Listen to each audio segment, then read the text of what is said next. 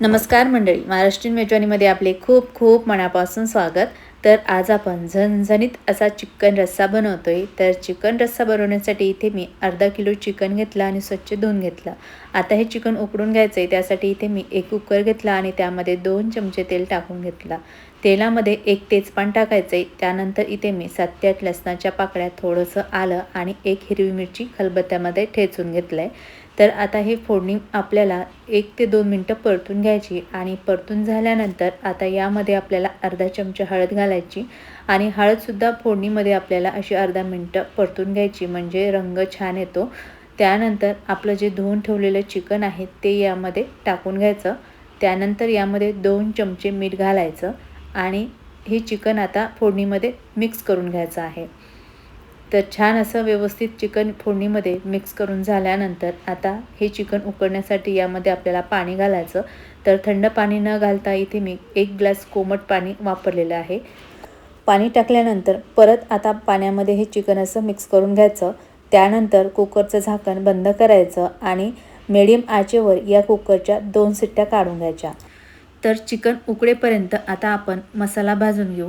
तर मसाला भाजण्यासाठी गॅसवर तवा ठेवायचा. तव्यावरती 7 ते 8 लाल मिरच्या घालायच्या. त्यामध्ये थोडंसं तेल टाकून मिरची छान काळपट रंगाची भाजून घ्यायची. तर बघू शकाल की मिरची छान आता भाजून झाली. भाजलेली मिरची ताटामध्ये काढून घ्यायची. त्यानंतर इथे मी काही खडे मसाले घेतले. 4 ते 5 मिरे, 4 लवंग, 1 स्टार फूल, थोडीशी जावित्री, 1 मसाला विलायची आणि 2 दालचिनीचे तुकडे घेतले. आता हे मसाले भाजण्यासाठी यामध्ये थोडंसं तेल घालायचं. गरम मसाले मिनिटभर भाजून घ्यायचे. 1 मिनिटानंतर या मसाल्यामध्ये 1 चमचाभर धणे, अर्धा चमचा शहाजिरं टाकायचं आणि 1 चमचा तीळ टाकून घ्यायचे. आता परत सर्व मसाले आपल्याला 1 ते 2 मिनटं भाजून घ्यायचे. 2 मिनटामध्ये छान मसाले भाजून झाले. भाजलेले मसाले ताटामध्ये काढून घ्यायचे. त्यानंतर तव्यावरती 1 चमचाभर दगडफूल घालायचं आणि त्यामध्ये थोडंसं तेल घालून दगडफूलसुद्धा छान भाजून घ्यायचं. भाजल्यानंतर ताटामध्ये काढून घ्यायचं. त्यानंतर तव्यावरती आपल्याला 15 ते 20 खोबऱ्याचे काप टाकून घ्यायचे. आता या खोबऱ्यामध्ये तेल घालायचं आणि हे खोबऱ्याचे काप छान काळपट रंगाचे भाजून घ्यायचे. तर आपल्याला हे सर्व मसाले मध्यम आचेवरतीच भाजायचे आहे, म्हणजे मसाले सर्व छान भाजले जातात. तर बघू शकता खोबरे छान आता काळपट रंगाचे भाजून झाले. आता काढून घेऊ. त्यानंतर तव्यावरती आपल्याला 3 ते 4 हिरव्या मिरच्या घालायच्या आणि हिरव्या मिरच्यासुद्धा भाजून घ्यायच्या. भाजल्यानंतर ताटामध्ये काढून घ्यायच्या. त्यानंतर तव्यावरती एक मोठ्या आकाराचा कांदा उभा चिरून घालायचा.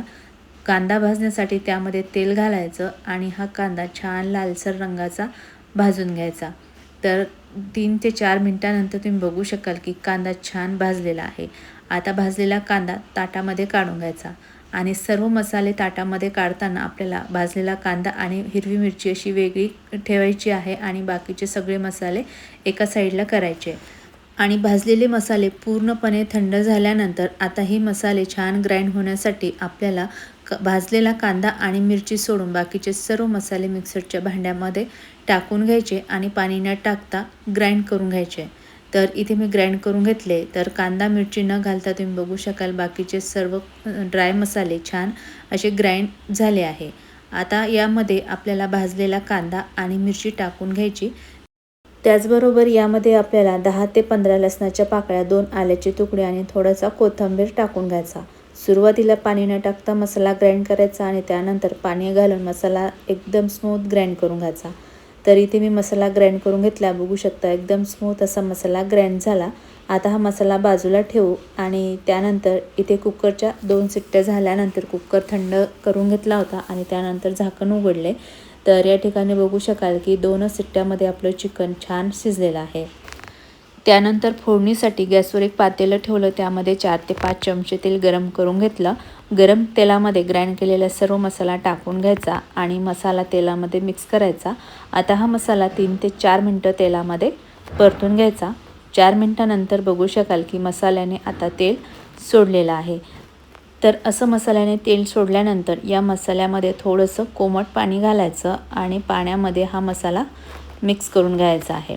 तर या ठिकाणी बघू शकाल की मसाल्याला किती छान असा रंग आलेला आहे आणि मस्त असा मसाल्याचा वाससुद्धा सुटलेला आहे. तर पाणी घालून मसाला मिक्स केल्यानंतर या पातेल्यावर आपल्याला 2 मिनटासाठी झाकण ठेवायचं. 2 मिनिटांनी पातेल्यावरचं झाकण काढून घ्यायचं आणि 2 मिनिटानंतर बघू शकाल की मसाल्याने छान आता तेल सोडलेलं आहे। तर मसाला व्यवस्थित मिक्स करून झाल्यानंतर आपण जे चिकन उकळून घेतलेलं आहे त्यामधील सुरुवातीला सूप घालायचं आणि त्यानंतर त्यामधील पीसेस या मसाल्यामध्ये टाकून घ्यायचे आणि त्यानंतर आता ही भाजी मिक्स करून घ्यायची, म्हणजे आपला मसाला व्यवस्थित या भाजीमध्ये मिक्स झाला पाहिजे अशी भाजी मिक्स करून घ्यायची। भाजी मिक्स करून झाल्यानंतर तुम्ही या ठिकाणी बघू शकाल की भाजीला किती छान रंग आला आहे, भाजीच्या वरती मस्त तर्रीसुद्धा आली आहे आणि या ठिकाणी भाजीची ग्रेव्ही बघू शकता एकदम परफेक्ट झालेली आहे। खूप जास्त पातळ नाही आणि खूप घट्ट नाही, मस्त अशी भाकरी चुरून खाण्यासारखी या ठिकाणी ग्रेव्ही तयार झाली आहे। पण भाजीची ग्रेव्ही तुम्ही तुमच्या आवडीप्रमाणे किती पातळ किती घट्ट ठेवायची आहे त्यानुसार ॲडजस्ट करू शकता। तर आता या भाजीमध्ये थोडा कोथिंबीर घालायचा, पातेल्यावर झाकण ठेवून भाजी 2 ते 3 मिनिटं उकळून घ्यायची। 3 मिनिटं उकळल्यानंतर या ठिकाणी लगेच गॅस बंद करून घ्यायचा, कारण आपण चिकन अगोदरच उकळून घेतलेलं आहे त्यामुळे भाजी जास्त उकळायची नाही। आणि गॅस बंद केल्यानंतर बघू शकाल की मस्त झणझणीत असा आपला चिकन रस्सा तयार झालेला आहे। या रस्स्यासोबत मस्त भाकरी चुरून खाऊ शकता, चवीला खूप छान लागते। माझ्या पद्धतीने अशी भाजी नक्की करून बघा आणि तुम्हाला ही चिकन रस्स्याची रेसिपी आवडली असेल तर रेसिपीला लाईक आणि चॅनलला सबस्क्राईब केलं नसेल तर प्लीज सबस्क्राईब करा। परत भेटूयात अशाच एका झणझणीत रेसिपीसोबत, तोपर्यंत बाय बाय।